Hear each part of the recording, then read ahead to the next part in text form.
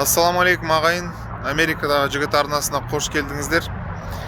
Бүгінгі бейнемді Америкаға келген кезде алғашқы жалдаған үйіміз туралы айтып кетейін деген.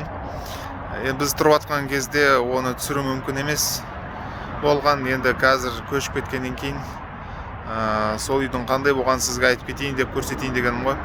Қандай болатын бағасы $3390 болатын айына. Несінен бөлек газ, электр қуатынан бөлек, интернеттен бөлек, оның барлығын қосқанда $500 шығатын тағы. Сөйтіп ол қымбат үйді не үшін алғанымды айтайын, өйткені біз Америкада тіпті бір-бірін танымайтын адамдар бірігіп сондай үйлерді жалдап тұра беретін. Мына жақта менің балдызым және күйеу балам бізбен бірге тұрып сол үйді бірге жалдап тұрамыз ба дегенбіз, бірақ өкінішке орай мына 9 ай бойы жұмыс болмады.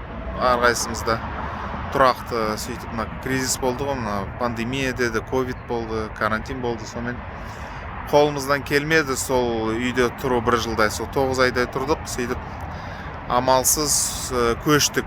Бірақ негізі айтып кететін нәрсе, Америкада негізі жалға алынған үй бір жыл десе, сол бір жыл тұрып шығу керек екен. Одан ерте шығатын болсаңыз, бір болмаса 2 айдың бір айлық төлемін төлеп, жаңағыдай тұрмай кетесіз, сол айыппұл сондай болады екен. Соны қазір енді мына арзандау пәтерге көштік, 3 бөлмелі деп айтуға болады. Сол 3 бөлмелі пәтерге көшіп, 1000-нан астам ақшаны қазір үнемдеп отырмыз. Енді бір жыл емес, 9 ай тұрып, жаңағыдай егесінен сұранып кеттік қой, бізге ешқандай айыппұл төлеткен жоқ.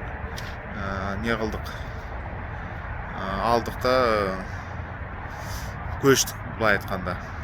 Сол қазір енді осында тұрып жатырмыз. Жаңа пәтердің, біздің пәтеріміздің жаңағыдай айналадағы көрінісі. Сол негізі бірінші үйді жалдау өте қиын болды. Айбер болғанда сол үйдің қожайыны армян жігіт екен, менімен қатар бір Арменияның жігіт екен, орысша сөйлейді. Сол бізге жаны ашып, бізге сол кезде сондай қымбат болса да сондай бағалар болатын үйді жалдағанға.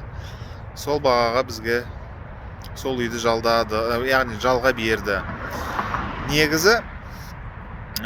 Негізі мына жақта басқа да үйлерге айтқанда ұсыныс тапсырған едік, жалдаймыз дегенге. Олар көнбей, жұмыстарың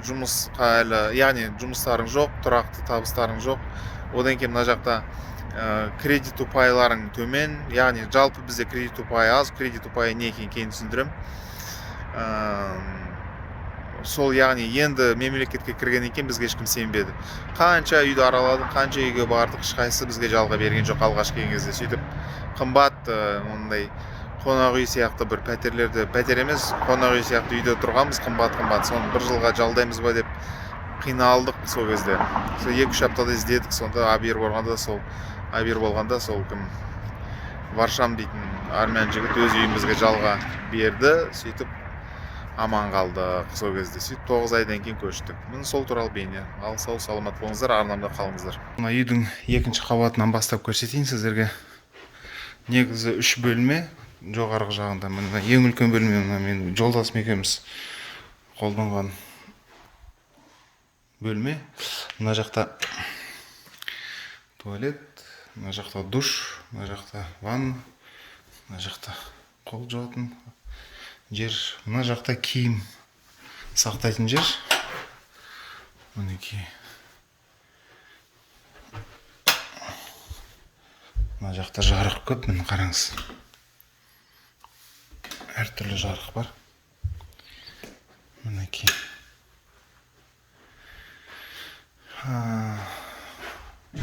Сөйтіп екінші бөлмеге кіреміз. Одан кейін мына жақтағы бөлмені көрсетейін. Бұл да бір бөлме. Бұның да киім сақтайтын жері бар. Мінекей. Кішкентай, үлкен емес. Мына жақта мінекей кір жуатын жер, кір жуатын машина, мынау кептіретін машина. Осыған салып кептіресіз кәдімгідей. Шкафтар бар, мінекей. Келесі үйге көріңіз. Сөйтіп мына жақта тағы бір не қол жуатын жер бар, мінекей.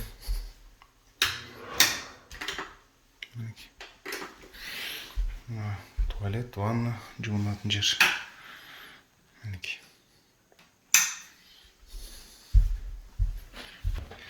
Сөйтіп, мына бөлме бар, екінші қабатта тағы бар. Бұның да киім салатын жері бар, мұндай. Айнасы бар. Басқа үйге көріңіз. Мінекей. Вот, осымен екінші қабат бітті. Енді бірінші қабатқа түсеміз. Бірінші қабатқа түсейік.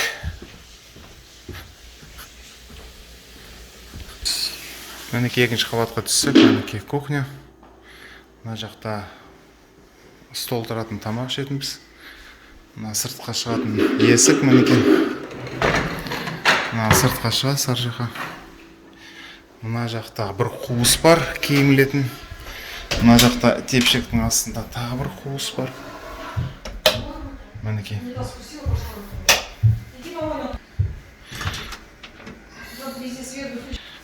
Мынаны құлттап қойыпты, гаражға кіреберіс үйден. Сөйтіп, мына жақта тағы бір туалет бар. Сонымен 3 туалет қой. Сол бірінші қабатта, мінекей, бірінші қабатта тағы бір бөлме бар, мінекей. Негіз кіреберіс осы, мына жақта кәдімгі от жанады бұл жерде. Сол бірінші қабатта бір бөлме, кухнямен жоғары жақта 3 бөлме. Осындай үйді жалдағанбыз. Мінекей, осы үйде 9 айдай тұрдық. Міне 2 қабат үй. Осындай кіреберіс ана жерден. Мына гараж, көлікке арналған. Мына жақта ішке кіреміз, осылай. Үйдің ішкі қорасы, контейнерлер. Мінекей, роза гүлдер.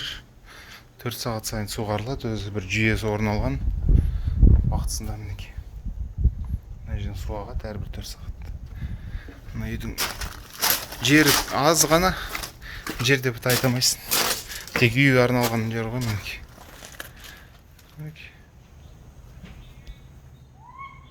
Болды, қоршауы 2 метр ғой, 2 метрде шықпайды, құдай біледі. Мінекей, жешпәшілік пісіргенбіз уақытысында. Мына үйдің түрі осындай. Осы үйде 9 ай тұрдық қой енді, не керек. Мына үйді салған адамдар неге істегенін білмеймін. Мына салқын судың краны, мына жерде үйдің барлығын өшіріп тастайтын мына кран, мынаның ішінде люкта, кәдімгі қуыс ішінде. Мына жаңбырдың жаман кір су ішіне толып қалады да, сөйтіп сол суды өшірейін десеңіз, қолыңызды мына шынтағыңызға дейін бір өте лас суға батыруыңыз керек. Сөйтіп ана кранды қолменен сипап ұстап бір нәрсе қылып әйтеуір тауып, соны жабу керек. Өзіміз жасай алмадық, ана үйден кран ашылып, сынып, су аға берген кезде мына көршіміз келіп көмектескен, сонда ғана білдік осындай өшетін. Негізі дұрыс емес қой, мынандай жерде тұру керек қой, мысалы үшін үйдің бәрін өшіре салатын кран. Соны ойланбапты. Мынау арық негізі. Осы су ағады мынадан негізі. Мінекей, осы үйдің алды осындай болған, гүл болған. Мына кіреберіс жаңағы. Мінекей, көрші үйлер осындай.